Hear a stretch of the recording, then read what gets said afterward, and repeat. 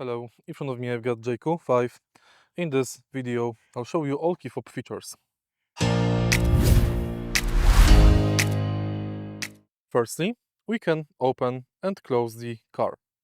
Next, we can press and hold unlock button to lower windows and press lock button to close windows.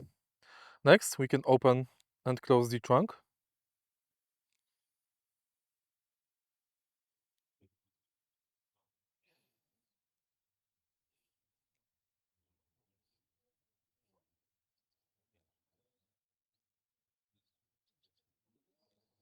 And in the end, we can activate preheating or pre-cooling. Simply press this button for remote start. The car will enable AC at the last selected setting.